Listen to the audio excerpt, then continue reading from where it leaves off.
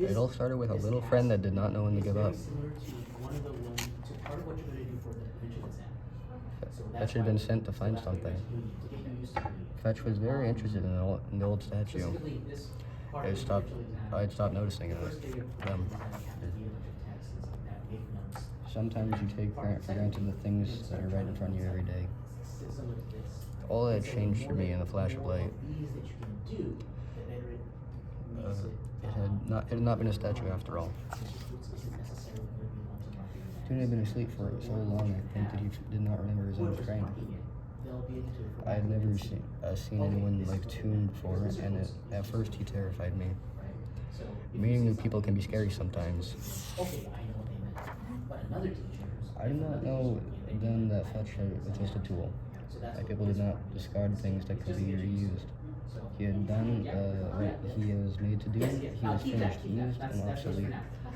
Fetch was hurt, heavy, and unable to swim. I saw a loyal friend who was hurt and left to settle and be still.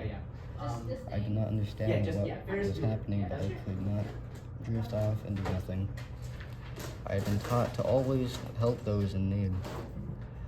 I felt if I could make Toon understand this simple idea, he might not leave Fetch behind.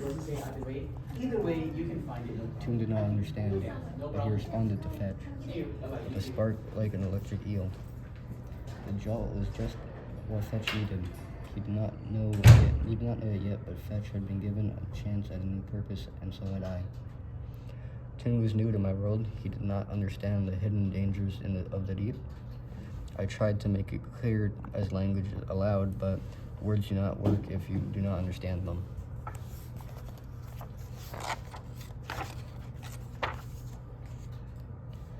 Some ideas do not need words to be understood.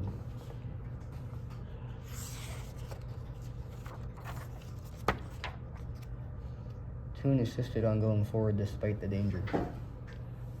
He had something inside him that told him where home was. Of course I helped. What would you do if you met someone who was just trying to get home?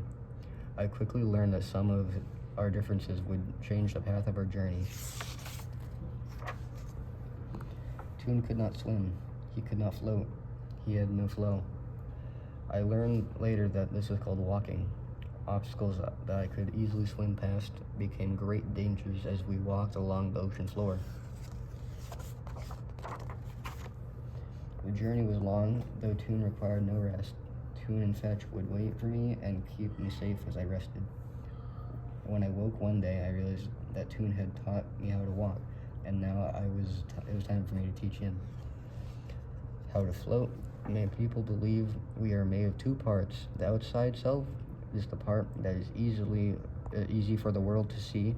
The inside self is hard to see, but if you find a way to show it to people, they will really understand you. I wanted to teach Toon about my inside self, so I used the lesson my grandfather taught me, mother and my mother taught me. To sing, one must let the feelings take over your spirit and let the shapes within become shapes without. If you cannot sing back into the sea, then how do you thank it for all it's given you? If you cannot sing to the creatures of the ocean, how do you encourage them to sing their song to you? If you cannot sing back to the current, how do you thank it for the places it takes you? If you cannot sing to your friends, how can you share in their feelings? Song is a language of the spirit, and even simple melody adds beauty of the world.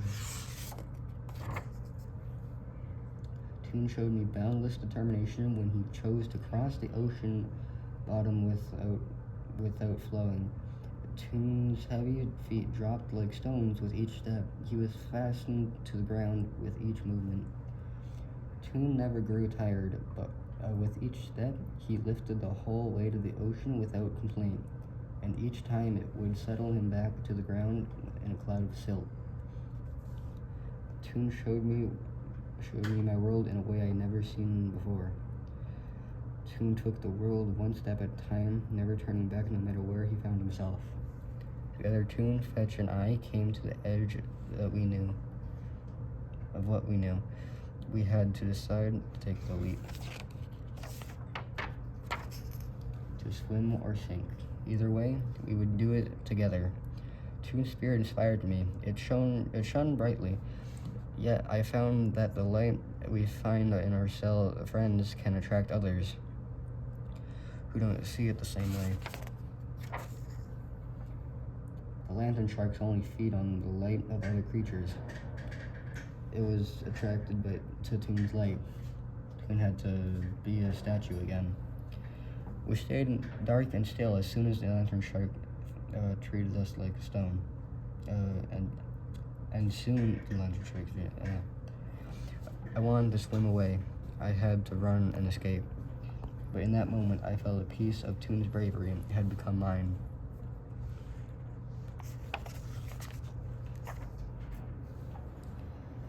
As we approached the bottom of the trench, a tremor shook the earth and the water churned. It was as if the floor of the ocean had become enraged. The water began to boil. I'm messing up a lot of words. The sudden heat overcame me. It was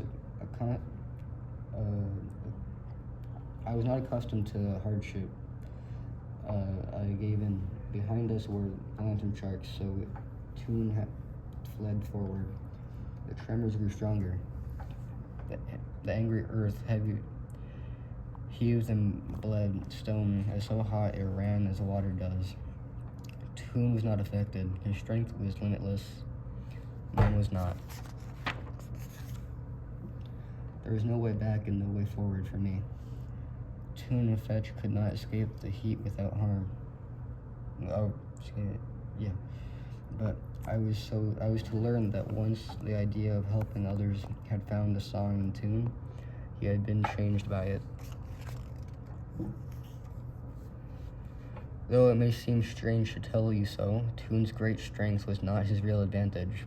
Toon's power came from the way he saw hardship. Adversity was not a reason to give up, but instead it was the fuel he needed to not to.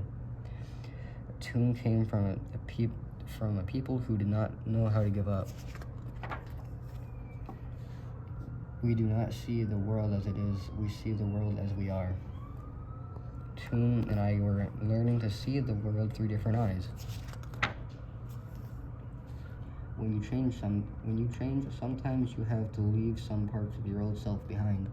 Toon and I were closing the gap between our two peoples. We were approaching a new understanding together.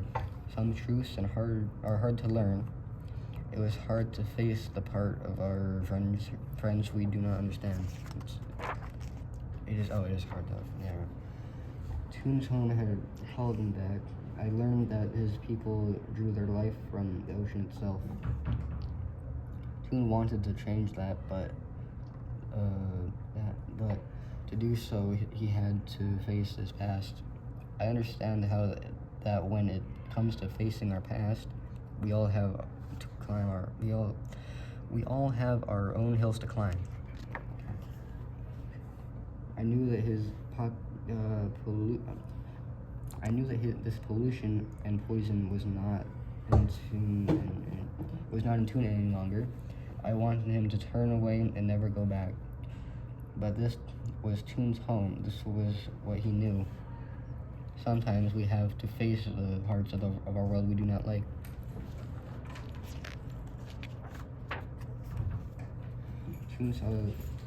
Toon saw this world as a collection of experiences he could learn from. Sometimes we cannot change what happened to us, but we can change how we feel about it. Others wish to see a world full of conflict. Such people do not understand that they make the world as they imagine it. Change is difficult. Our old lives can reach out and try to hold us back. I want to be there for Toon, but sometimes the old way of life hurts the ones that are trying to help us.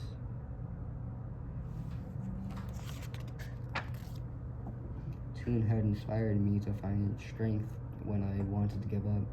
Even as the darkness creeps in, you just hold on to a part of you that shines. No matter how close the light is to going out, you just cannot give in.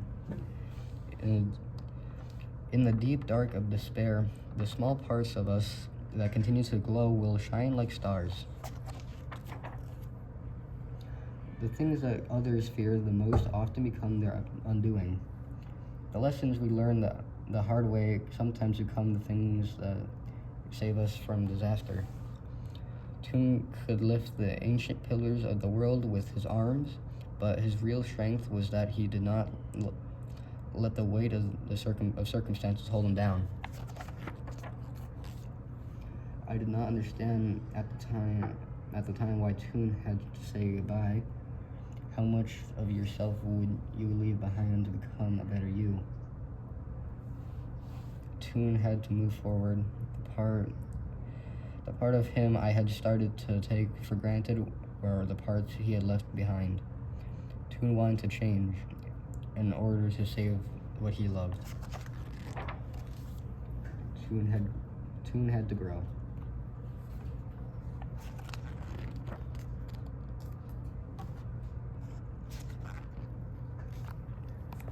Song is the language of the spirit, and even a simple tune can change the world for the better.